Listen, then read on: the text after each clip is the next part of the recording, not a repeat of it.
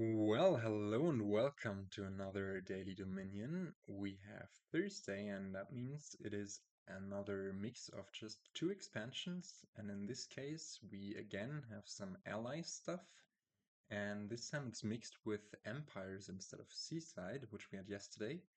Now, just before we start, a brief announcement that I will have my last World Cup match on Sunday, so there will be a few days without games from the matches in the coming days, I think. Now, I hope you also enjoyed the matches against Yuri Kamumi and Saltrosa. They were a lot of fun. Anyways, now that that's over, I can show you the kingdom, and you might have even skipped that bit. Now, we have three cards costing that, one being Engineer, to the other ones being Overlord and Royal Blacksmith. Royal Blacksmith can be a very impressive draw if you can somehow thin your coppers, but in this game it might still be relevant, but there is no thinning whatsoever, except for one card from the Augur's pile, which is a rotating split pile, which means that the top card can rotate to the other cards, and the other cards are Acolyte, Sorceress, and Sibyl. And Acolyte can trash actions or victory cards from your hand to gain golds. So you can at least get rid of your estates to do something more useful than just being a dead card, which is only worth 1 VP, but apart from that, Acolyte is not super impressive as a trasher. It is debatable whether it's really thinning, but I would argue yes, because you're turning a bad card into a much better card. I mean, much better. It could also be argued for the goal, but it is still some thinning. We also have some old VP in Emporium from the traditional Emporium split pile in Wedding, where you can essentially buy one VP for one money, one coin, and also Desert Guides, an ally which lets you at the start of your turn spend favors to discard the hand and draw 5 new cards, repeating that as desired, so you can cycle through your cards, and especially in a kingdom such as this one, where we have no thinning, as I just laid out, it is kind of nice to have a little bit of reliability, but still, yeah, I mean, it is pleasant, especially with an ally such as Underling, which can gain you the favors to activate it, which is a pretty do-nothing card otherwise, neutral card, quite nice. Now, uh, apart from that, we have another split pile, Gladiator Fortune. Gladiators can be trashed if you reveal cards that your opponent doesn't have or doesn't want to reveal. And then later on, Fortune is a lot of payload because it doubles your coins if you haven't yet this turn. So once per turn, you get to double your coins, and that, of course, is really strong. So what you do in this kingdom, I mean, you can also attack the opponent by gaining a bunch of skirmishers or playing a skirmisher and then gaining a sorceress, but with Desert Guides, you at least have some counter to that. What we want to do is build really big. I've already played this kingdom earlier on the train, and yeah, here you can just go all out and gain a bunch of overlords, even royal blacksmiths. Even though I said that discarding the coppers is quite bad, you can get them, can get some of them in play with herb gatherer, and also Sibyl can be support draw. And apart from that, you don't really have that many options to draw cards. I mean, Patrician, yes, you get to sometimes reveal 5-cost cards and draw them, but the only way to really increase your hand size is Royal Blacksmith. And with Overlords being around and Specialists not likely to pile early on, at least, you get to do a lot of double playing of the Royal Blacksmiths, drawing you 10 cards and sifting through your coppers. I mean, you discard them, but you're very happy to see the good action cards that you have in your deck. So yeah, you do want to build big. It will take a while. There will be unfortunate duds happening back and forth, but it still should outscore an AI that just goes for a money-ish strategy, especially because if AI really doesn't have any deck control, you get to do sorceress stuff and curse it a bit. With Sibyl and Patrician, you get to inspect the top card of your deck. And what else is there to do? Well, Specialist notably has a nice synergy with Charm, where Charm lets you gain the next time you gain a card this turn, you may also gain a differently named card with the same cost. And I didn't realize this synergy before discovering this kingdom because, yeah, well, Charm Specialist is nothing in my book. But if you play a Charm with Specialist and choose the gain card option and then use a specialist to just gain a copy of Charm, then you immediately get to gain, for example, another specialist, just another 5-cost card. Really pleasant. Or you just double play the Charm and then gain another card. And yeah, such other card could be an Overlord, which would then come with a Royal Blacksmith, also nice inset synergy with Charm, allowing you to gain multiple debt cost card with the same costs in principle. So that might come up, although we are going to try to hammer in the Overlords. Now that has been a lot of rambling over about this kingdom. Here's a kingdom plot. The alt VP in Wedding and Emporium is there, but it's nothing to outscore provinces, so it's really weak. Also cursing from sorcerers, I guess. Then we have the skirmisher attack and the sorcerer's attack. I guess skirmisher could be rated a bit higher on the attack scale, but oh well. And as I said, the thinning is almost non-existent, so yeah, not that. Well, the Kingdom plot doesn't look that strong, but the gains are off the charts. Specialists can gain new things. There's lots of plus buy. And yeah, so we are going to try to build big again. Now, opening wise, I think you're trying to gun for lots of overlords because also what they can do if they collide, if you gain or if you have 2 overlords in your hand, you can play the first one as specialist and then play the next one with that specialist.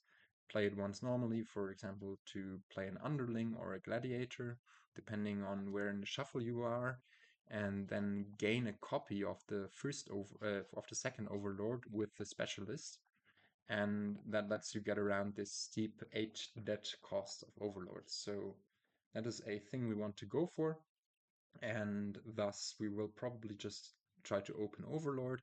I think on the 4-3 or the 3-4 even, you might as well open underling and then overlord on the second turn and then use the desert guide's favor later.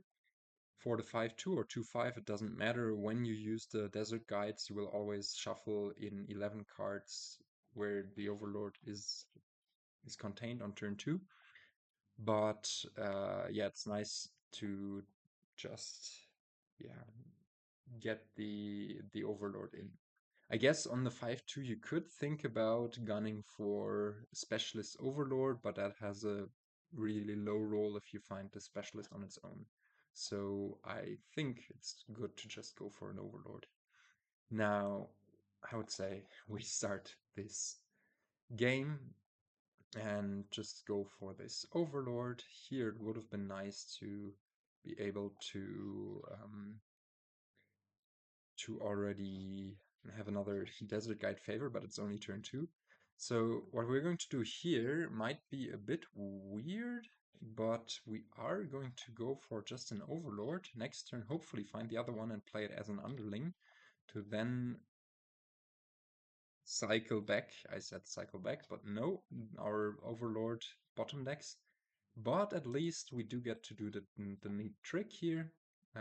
Play the first one as a specialist, the second one as an underling, because we don't want these cards there.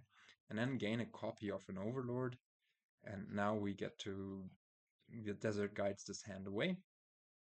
Now what is AI doing? It got a charm, it gets underlings. And we probably just follow suit in playing the underling Could also think about Gladiator, but it's not going to yield much more than 2. And this allows us to next turn hopefully collide some more Overlords and have some more reliability. Now, I don't think we want to buy another Overlord at this point. We could think about buying an Engineer. Later on we want to add Royal Blacksmiths, but we don't want to go out of our way too early. We also need to hit 5 to buy ourselves a Charm. We want to hit 3 to buy ourselves an Herb Gatherer. So I think we just skip our buys here. And now, not guide this away because it's a great hand. Specialist, the Overlord. Now might be a time.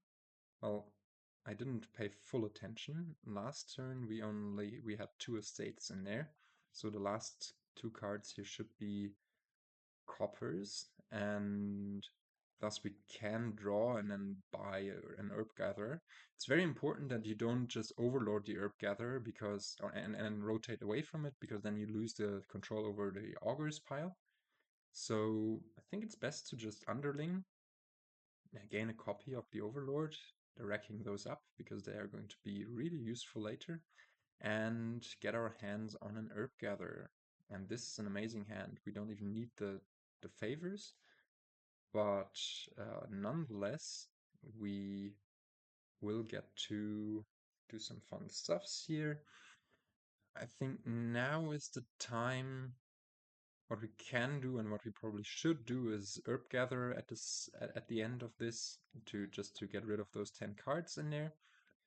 They do contain 2 Overlords, but nonetheless it's nice to see them again rather sooner than later. And there's a question of whether we want to try to hit 5 here. If we wanted to hit 5, is that possible with that hand? Only if we do not gain an Overlord here, or if AI doesn't have an estate in hand.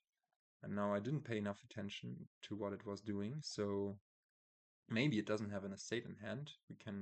I guess we can check that and just reveal the estate, and nope, it does have the estate in hand.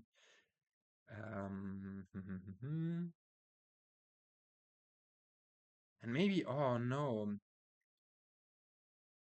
what we should have done, I think what would have been better, even, I didn't think about this, but we could have played this one as an herb gatherer instead. Oh, that way we could have guaranteed to hit 5 anyways. No, we would only have hit 4 then.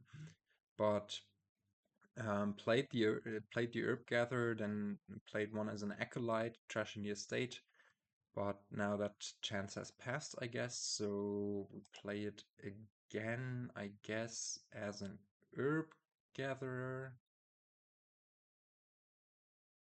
Yeah, let's just gain 1 Overlord here and be on with the turn.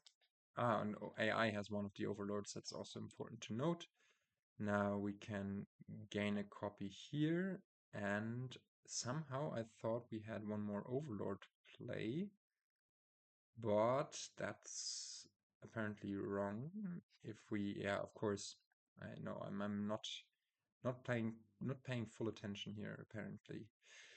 So we have multiple options. We do want to get our hands on a charm.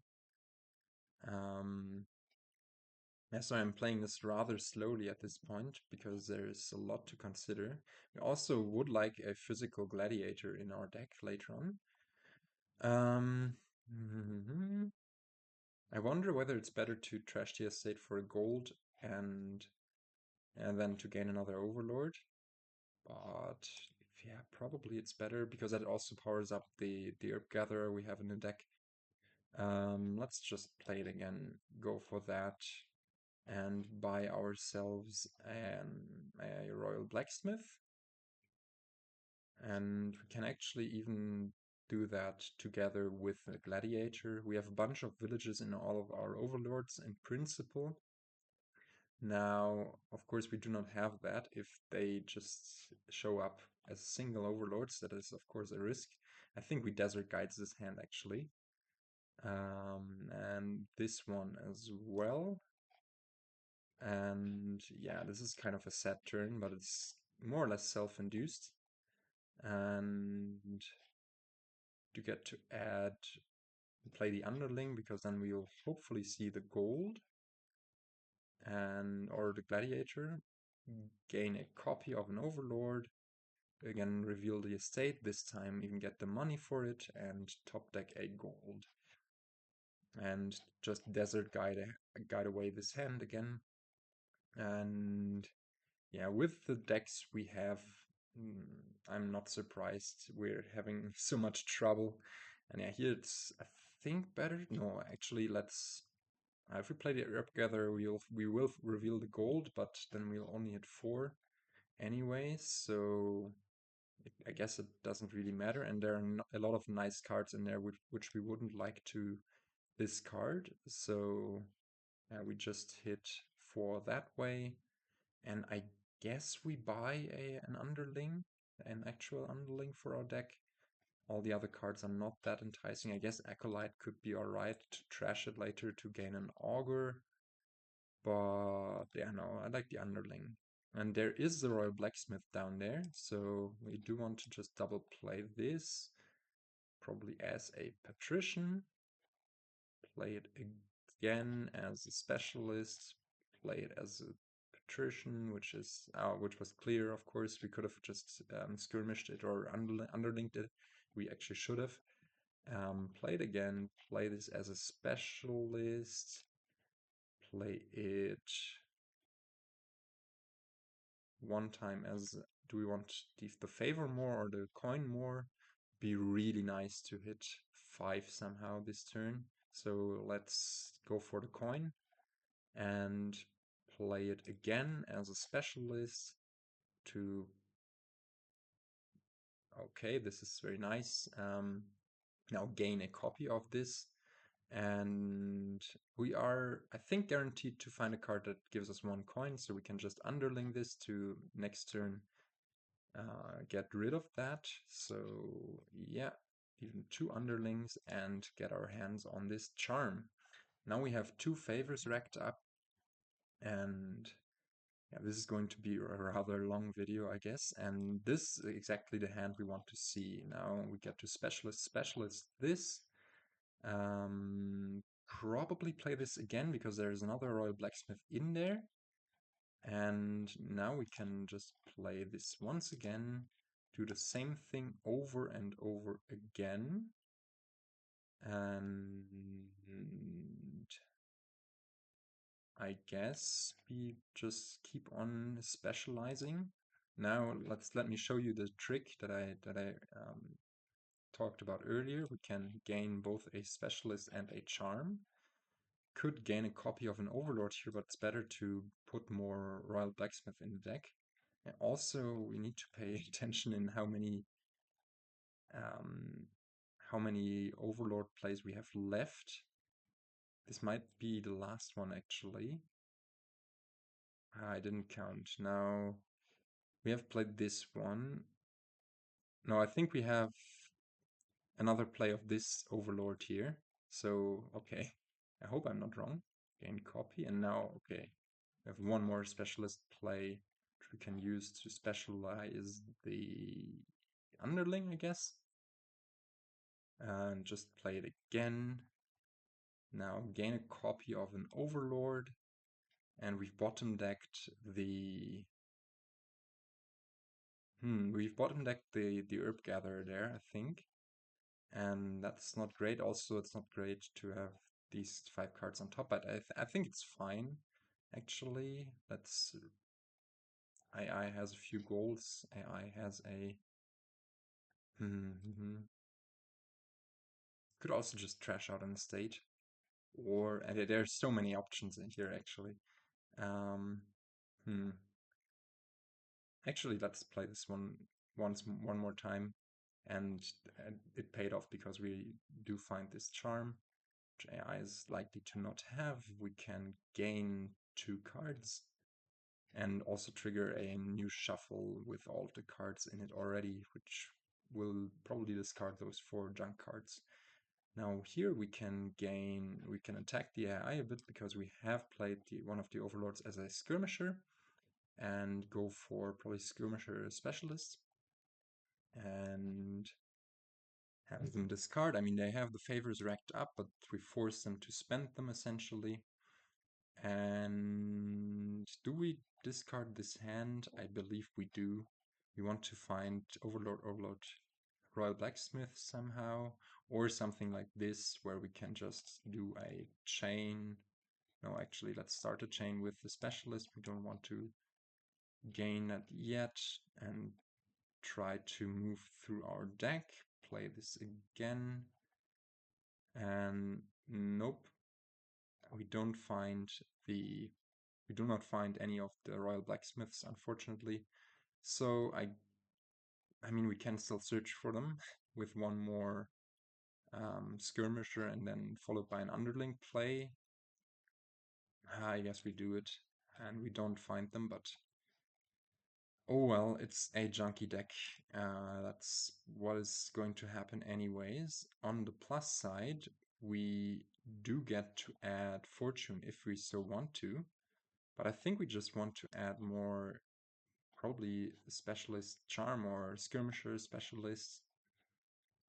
Attack them again, and we now have a nice opening hand finally. To specialist, Royal Blacksmith. Play this again as a specialist. Now play this again. Getting confusing. Go for a Royal Blacksmith, gain a copy, play this again as a specialist, to play actual specialists and draw some stuff. Gain a copy of Royal Blacksmith, you get the idea. Now we can play this again to gain a copy of Charm.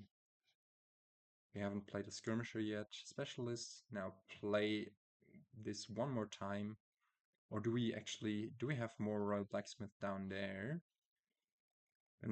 I don't think so, so we might want to actually play this one again.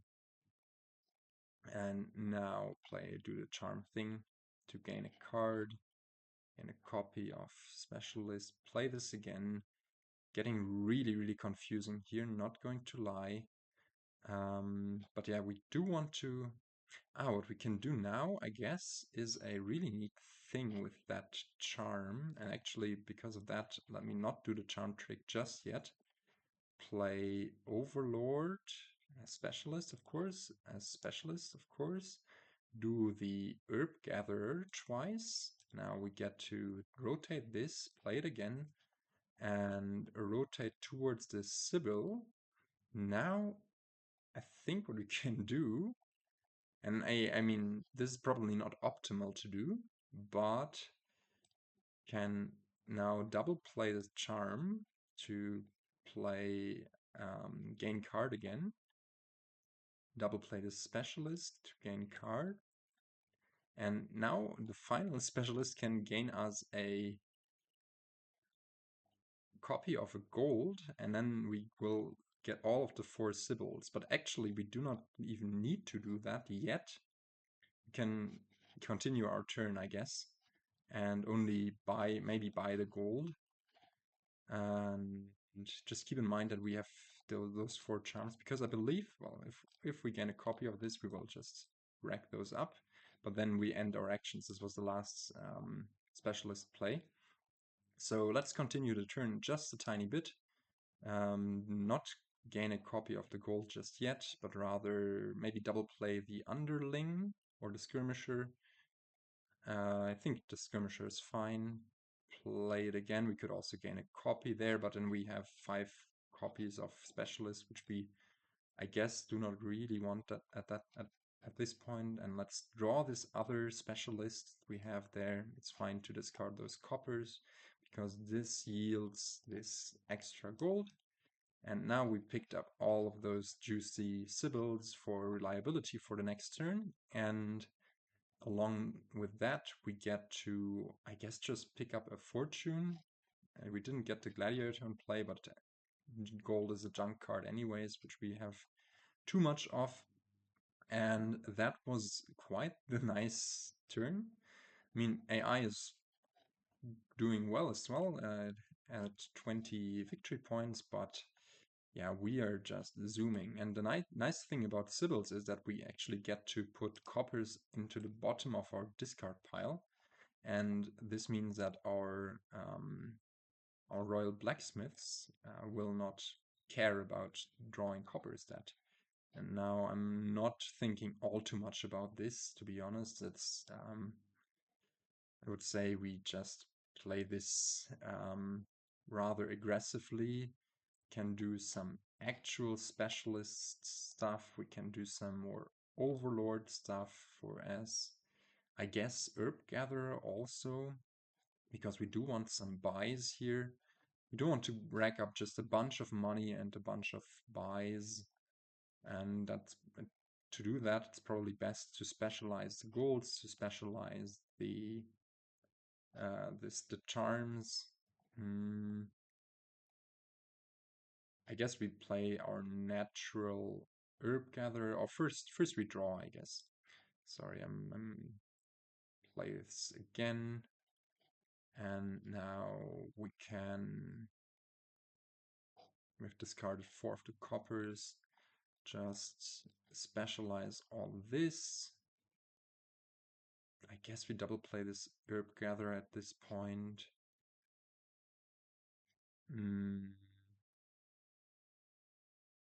Yeah, get those coppers out of the thingy, play it again. Do we rotate away from them to put more gold into our deck from those estate trashes? Golds do look rather juicy because they are money and we want a lot of money. But maybe we hold off on that. It's a bit confusing. I'm not sure where we are in the specialist chain. I'm also very sorry, this video is already 27 minutes. I hope you are watching on a rather fast speed because, I mean, this is a bit on the slow playing side. But let's rotate them, play the Overlord again. No, for now we have to double play a specialist and can play this gold again, play the specialist. Okay, we're there in this chain. Play this gold again, play this Overlord again, trash that, and here we're at the complete end of the chain. Okay, so I guess what we do at this point, instead of double playing the gold, I knew that we had this no info undo. I think at this point we just play the specialist again, double play, I guess, the skirmisher. Yeah, I think that's fine. Play it again. Play the Overlord again for trashing the estate. And I guess just double playing the gold would have also yielded enough. But yeah, we do get to play this Blacksmith, find one more specialist, and this one I feel like I'm completely misplaying all of this, but it's yeah, this one can probably just double play the gladiator and be fine. We get to top deck Royal Blacksmith and a Sibyl, and the gladiator can reveal a card that the AI doesn't yet have. So we can play it again, and this probably just wants to be money because then we get to double our money, and we have navigated to a state where we can just buy lots of victory cards. And yeah, as I said, I'm very sorry for my slow working brain trying to math out a good route through this specialist Overlord chain, but it is quite taxing. This was a crazy kingdom. You can build really big here. The last time I did it, it was like 17 turns. I had more dots there, and this time I think we prevented some of the dots with some nice desert guides. We did have some, but yeah, you can do really big stuff here. You saw it there, and with the fortune coming in, doubling your money, and with other stuff, just yeah. And we even had this monster of a next hand top deck with two Sibyls, allowing us to see 8 cards, probably some Overlords and Specialists. And yeah, I enjoyed this one. This was fun. And with that, I will leave it here. It's been long enough, and I will try to catch you in the next one. Until then, goodbye.